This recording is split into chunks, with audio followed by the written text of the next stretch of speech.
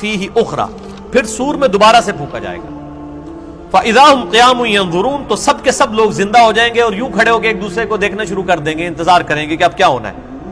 وَأَشْرَقَتِ الْأَرْضُ بِنُورِ رَبِّهَا، زمین جگمگا اٹھے گی تیرے رب کے نور سے. یعنی اللہ تعالیٰ اس دنیا پہ آ جائے گا جیسا کہ شان کی لائق ہے. وَجَاءَ رَبُّكَ وَالْمَلَكُ صَفًّا صَفًّا، سورۃ الفجر میں آتا ہے نا کہ اللہ تعالیٰ اور فرشتے قطار در قطار اس دنیا پہ اتریں گے. اسی دنیا کے اوپر میدان محشر قائم ہونا ہے. وَأَشْرَقَتِ الْأَرْضُ بِنُورِ رَبِّهَا، زمین جگمگا اٹھے گی تیرے رب کے نور سے. وَوُضِعَ الْكِتَابُ، اور نامہ اعمال کا دفتر سامنے رکھ دیا جائے گا. وَجِيءَ بِالنَّبِيِّينَ وَالشُّهَدَاء، اور بلایا جائے گا نبیوں کو بھی اور شہداء کو بھی. شہادت علی الناس کرنے والے لوگ جو نبیوں کے بہاف پہ نبیوں کا پیغام ان کی امتوں تک پہنچاتے ہیں ان کو کہتے ہیں شہید. ایک تو وہ شہید ہے جس کو آپ شہید سمجھ رہے ہوتے ہیں جو جنگ میں مارا جائے، یہ تو بہت چھوٹا شہید ہے.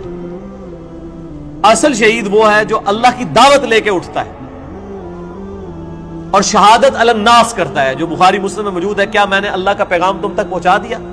صحابہ نے کہا یا رسول اللہ صلی اللہ علیہ وسلم پہنچا دیا. تو آپ نے 3 دفعہ فرمایا اللہم اشہد اللہم اشہد اللہم اشہد. 3 دفعہ آسمان کی طرف انگلی اٹھائی، پھر اصحاب کی طرف. اے اللہ گواہ رہنا، اے اللہ گواہ رہنا، اے اللہ گواہ رہنا. یہ مان رہے ہیں کہ میں نے پیغام پہنچا دیا. اور پھر فرمایا اب تمہاری ذمہ داری ہے کہ تم اس پیغام کو ان لوگوں تک پہنچاؤ جو یہاں پر موجود نہیں ہے. یعنی وہ شہادت علی الناس، یعنی وہ ذمہ داری جو نبی علیہ السلام کے مبارک کندھوں پر تھی وہ آپ نے شفٹ کر دی امت تک. اب امت شہادت علی الناس کرے گی. تو ظاہر ہے جو پھر شہادت علی الناس کرنے والے ہیں ان کو نبیوں والی تکالیف سے بھی گزرنا پڑے گا. تو اللہ تعالیٰ پھر قیامت والے دن ان کو بدلہ دلوائے گا نا. نامہ اعمال بھی آ جائیں گے، نبی بھی، اور نبیوں کے جو خلفاء ہیں جو نبیوں کے طریقے پر قیامت تک لوگوں کو دین کی طرف بلانے والے شہادت علی الناس کرنے والے لوگ ہیں وہ بھی بلا لیے جائیں گے. پھر کیا ہوگا؟ وَقُضِيَ بَيْنَهُمْ بِالْحَقِّ، پھر ان کے درمیان فیصلہ کیا جائے گا انصاف کے ساتھ. وَهُمْ لَا يُظْلَمُونَ، اور ان پر ظلم نہیں کیا جائے گا. وَوُفِّيَتْ كُلُّ نَفْسٍ مَّا عَمِلَتْ، اور ہر جان کو وہی کچھ بدلہ دیا جائے گا جو اس نے دنیا میں اعمال کیے ہوں گے. ہر جان کو بدلہ مل جائے گا. یہ نہیں ہے کہ دنیا میں کسی نے برے اعمال کیے تو اس کو بدلہ کوئی اچھا مل جائے گا، یا دنیا میں جس بیچارے نے اچھے اعمال گزارے اور زندگی مفلسی کی گزاری اوتھے بھی جا کے بیچارہ انج ہی رہے گا. نہ، وہاں تو پھر اللہ تعالیٰ کہ ہاں تو پھر کرنسی کوئی اور ہے نا، وہاں تو نیکیوں کی کرنسی چلے گی. ہر جان کو بدلہ ملے گا جو کچھ اس نے دنیا میں اعمال کیے ہوں گے. وَهُوَ أَعْلَمُ بِمَا يَفْعَلُونَ، اور اللہ خوب جانتا ہے جو کچھ وہ دنیا میں کام کیا کرتا تھا. اللہ کو کسی فرشتے کی، کسی نامہ اعمال کی کوئی حاجت نہیں ہے کسی کا ریکارڈ رکھنے کے لیے. ریکارڈ تو کئی ایک ریکارڈ جو ایسے نکلیں گے کہ جو اللہ کے حضور وہ نیکی شماری نہیں کی جائے گی. جو ریاکاری والی نیکیاں ہیں فرشتوں نے تو لکھی ہوں گی. فرشتوں کو تو نہیں پتا کہ کسی شخص نے یہ دکھلاوے کے لیے مسجد میں ٹائلیں لگوائی ہیں اور مسجد کے کنواں کھدوایا ہے، یا مسجد میں ٹوائلٹ بنوائے، یا مسجد میں قالین بچھوا دیا، یا مسجد کے اندر اس نے ایئر کنڈیشن لگوا لیا. یہ لوگوں کو دکھانے کے لیے لگایا تھا اس نے یا میری رضا کے لیے لگایا تھا، اللہ کی رضا کے لیے؟ یہ بات فرشتوں کو نہیں پتا.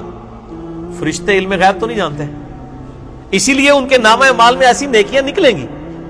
صحیح مسلم میں حدیث نہیں ہے قیامت والے دن ایک سخی کو، ایک شہید کو اور ایک قاری کو بلایا جائے گا. اللہ تعالیٰ تینوں کو اپنی نعمتیں گنوائے گا.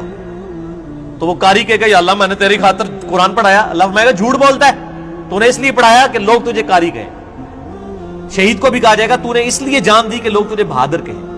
اور سخی کو کہا جائے گا تو نے اس لیے اتنا مال خرچ کیا کہ لوگ تجھے کہیں بڑا ہی نیکوکار ہے، بڑا سخی ہے، اور تمہیں دنیا میں تمہارا اجر مل چکا ہے، اب میرے ہاں تمہارے لیے کوئی اجر نہیں ہے. فرشتوں نے تو ان کو سخی شہید تو لکھا ہی ہوا تھا نا. تو فرشتوں کا ریکارڈ تو اس پہ تو اللہ تعالیٰ نے فیصلہ نہیں کرنا. فیصلہ تو اللہ تعالیٰ نے اپنے علم کی بنیاد پہ کرنا ہے کہ کس کے اعمال واقعی میرے لیے تھے اور کس کے نہیں ہے. اسی لیے ریاکاری کو شرک اصغر کہا گیا. اب آخری رکوع آ رہا ہے وَسِيقَ الَّذِينَ كَفَرُوا إِلَىٰ جَهَنَّمَ زُمَرًا. قیامت والے دن دوزخیوں کو، کافروں کو، بات نہ ماننے والوں کو ہانکا جائے گا دوزخ کی طرف گروہ در گروہ. اس میں مسلمان بھی شامل ہوں گے، اس میں کافر بھی شامل ہوں گے. وہ مسلمان جو عملاً کافر تھے، صرف وہ شناختی کارڈ میں مسلمان تھے، نماز کوئی نہیں پڑھتے تھے. حَتَّى إِذَا جَاءُوهَا، جبکہ وہ دوزخ کے پاس آئیں گے فتحت ابوابها، تو دوزخ کے دروازے ان کے لیے کھولے جائیں گے. وقال لهم خزنتها، تو اب دوزخ کے اوپر جو داروغہ ہے، خزانچی ہے، جو سمجھ لیں وہاں کی مینجمنٹ چلا رہا ہے، حضرت مالک علیہ السلام، سورہ الزخرف میں ان کا نام بھی آیا. تو دوزخ کے پورے معاملات ان کے انڈر ہیں، چیف ایگزیکٹو ہیں وہاں کے وہ. تو جب دوشیوں کو لایا جائے گا نا دوزخ کے دروازے پہ، تو پہلے جو جنہوں کہتے ہیں پہلا مینا جڑا نا انہوں نے مارنا ہے. وہ خزانچی کیا کہے گا؟ وقال لهم خزنتها، وہ خزانچی کہے گا الم یاتکم رسل منکم، اوے تمہارے پاس کوئی رسول نہیں آیا تھا دنیا میں؟ اوے بدبختو دوزخ تک پہنچ گئے ہو، کیا تم ایسے لوگ ہو کہ جن کے پاس کوئی رسول نہیں آیا کہ ان کو پتہ ہی نہیں چلا؟ اصل میں تو رسول آیا ہوگا، یہ ان کو ٹونٹ کروایا جا رہا ہوگا. اور آپ قربان جائیں، اللہ نے آپ کے اوپر کتنی نعمت تمام کی اور میرے اوپر کتنی نعمت تمام کی کہ قیامت کے دن کا ڈراپ سین وہ ویڈیو پہلے ہی قرآن میں چلا کے بتا دیے کہ یہ کچھ ہونا ہے. اگر یہاں میں کسی کو یہ مستقبل کی ویڈیو دکھا دوں آپ میں سے کہ جی آپ میں سے جو فلاں شخص بیٹھا ہوا ہے جیسے ہی یہاں سے سیڑھی اتر کے روڈ کراس کرے گا ٹرک کے نیچے آ کے مارا جائے گا، ویڈیو دیکھ لے اپنی، ایتھوں نکلنا ہی نہیں ہو، تسی کہہ رہے میری قبر ہی تے بنا دو، میں یہ اڑتا، یہی ہوگا نا. لیکن یہ قیامت کے دن کا ڈراپ سین بتایا جا رہا ہے، لوگوں کے کان پہ جوں تک نہیں رینگتی. اور اکثر لوگوں کو تو وہ یہ چیزیں قرآن پڑھنے سے ہی دور رکھا جاتا ہے. تو اللہ تعالیٰ ماتا ہے کہ وہ خزانچی کہے گا تیرے پاس کوئی رسول نہیں آیا تمہارے پاس، منکم یتلون علیکم آیات ربکم، جو تمہارے رب کی آیات تم پر تلاوت کرتے، وَيُنذِرُونَكُمْ لِقَاءَ يَوْمِكُمْ هَذَا، اور تمہیں ڈراتے آج کے دن کی ملاقات سے کہ تمہیں اپنے رب کے حضور پیش ہونا ہے. اس جو یہ ملاقات ہونے والی تھی اس کا ڈر سنانے والا کوئی پیغمبر دنیا میں نہیں آیا تھا. آپ دیکھ لیں اللہ کے حضور بزرگوں والا کوئی کنسپٹ نہیں ہے. اللہ کے حضور دائی جو ہے، امام جو ہے، وہ صرف پیغمبر ہے. یہاں تو ہونا چاہیے تھا نا کہ کوئی بزرگ نہیں آئے، کوئی فرقیاں دے بزرگ، کوئی شیخ الحدیث جنہوں نے تانوں کو گل دسی ہوئے، وہ سارے کے سارے ڈاکی ہیں. اصل میں جو ریپریزنٹیٹو ہے گاڈ کا آن دا فیس آف ارتھ وہ صرف پیغمبر ہوتا ہے، باقی تو سب ڈاکی ہیں، سب کے سب، وہ تو مڈل مین ہے. اصل میں جو پرسنالٹی ہوتی ہے وہ صرف پیغمبر ہوتا ہے.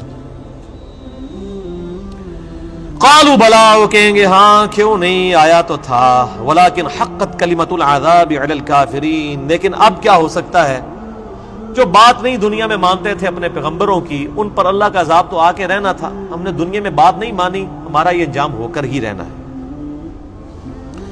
قیل ادخلوا ابواب جہنم خالدین فیہا، کہا جائے گا کھولو دوزخ کے دروازے، داخل کر دو ان میں ان کو ہمیشہ کے لیے. فبئس مثوى المتکبرین، کیا ہی برا ٹھکانہ ہے تکبر کرنے والوں کا. اور تکبر کی ڈیفینیشن میں پہلے بتا چکا صحیح مسلم سے کہ تکبر یہ ہے کہ تم حق بات سے اناد کرو اور لوگوں کو حقیر سمجھو. اب سائملٹینیس کنٹراسٹ اہل جنت جو ہیں وہ کیسے پیش ہوں گے. وسیق الذین اتقوا ربهم الی الجنۃ زمرا، اہل جنت کو بھی گروہ در گروہ جنت کی طرف لے جایا جائے گا، یعنی جنتی بھی گروہوں کی شکل میں چل رہے ہوں گے. ظاہر ہے کہ کسی ایک دائی کی آواز پہ لبیک کسی نے کہا ہوگا، یعنی ہر زمانے میں حق کی آواز بلند کرنے والے لوگ موجود ہیں جنہوں نے اپنی عبادت نہیں کروائی، اللہ کی عبادت کروائی. ایک وہ لوگ آواز بلند کرنے والے ہیں جنہوں نے اپنی تجوریاں بھری، جنہوں نے اپنے نذرانے بھرے، جنہوں نے لوگوں کو اپنی ذات کی طرف لگایا، اور جب ان سے کہا گیا کہ اللہ کے ساتھ لگاؤ تو کیا جو پیچھے تو اللہ ہی ہے نا جی. اور جب کہا گیا کہ نبی علیہ السلام کے ساتھ لوگوں کو جوڑو تو انہوں نے کہا جی یہ بزرگ جو ہیں جو ہمارے امام ہم نے کھڑے کیے ان کے پیچھے نبی علیہ السلام ہی ہے. نبی علیہ السلام کو بھی بیک فٹ پہ کر دیا، اللہ کو بھی بیک فٹ پہ کر دیا. ان بزرگوں کی بات نہیں ہو رہی، واقعی جنہوں نے اللہ کی دعوت دی ہے، شہادت علی الناس کرنے والے گروہ در گروہ جنت میں داخل کیے جائیں گے. حتی اذا جاؤہا، یہاں تک کہ جب وہ جنت کے دروازوں کے پاس پہنچیں گے، وفتحت ابوابها، تو جنت کے دروازے پہلے ہی کھلے ہوں گے. پوائنٹ ٹو بی نوٹڈ، دوزخیوں کے لیے دروازے پہنچنے کے بعد کھولے جائیں گے، اور جنتیوں کو جب جنت کے دروازے پہ لایا جائے گا تو پہلے ہی کھولے ہوئے ہوں گے. اللہ تعالیٰ ان کو ایک لمحے کے لیے بھی تکلیف نہیں دینا چاہے گا کہ ان کے لیے کوئی سسپینس باقی ہو کہ پتہ نہیں اب یہ کون سا دروازہ کھلنے والا ہے اور جنت کی خوشبو کتنی دور سے آ رہی ہوگی، تو پہلے ہی جنت کے دروازے کھلے ہوں گے، اتنا ڈیلے بھی اللہ تعالیٰ ان کے لیے نہیں کرے گا۔ وہاں پہ خزانچی نے کیا کہا تھا، تمہارے اندر کوئی رسول نہیں آیا کہ تمہیں کوئی صحیح بات بتاتا؟ وہ کہیں گے ہاں جی آیا تھا لیکن ہم نے بات نہیں مانی۔ یہاں پر جو رضوان ہے جنت کا داروغہ، وہ کہے گا وقال لهم خزنتها، کہے گا جنت کا خزانچی سلام علیکم، کہے گا تم پر سلامتی ہو، طبتم، اور بڑے ہی اچھے رہ گئے ہو تم لوگ، بڑے پاک صاف لوگ ہو تم، فادخلوها خالدین، اب ہمیشہ کے لیے جنت میں داخل ہو جاؤ۔ کہے گا بڑے چنگے رہ گئے ہو تسی اللہ دے بندے ہو، تکو دوسرے نال کی پہ ہوندا جائے۔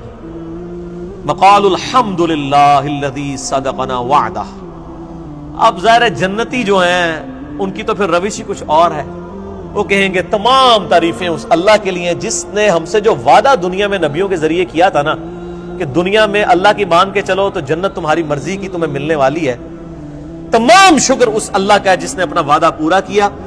وَأَوْرَثَنَا الْأَرْضَ نَتَبَوَّأُ مِنَ الْجَنَّةِ حَيْثُ نَشَاءُ، اور اس نے ہمیں ایسی جنت کا وارث کر دیا کہ جس میں ہم جہاں چاہیں گے رہیں گے۔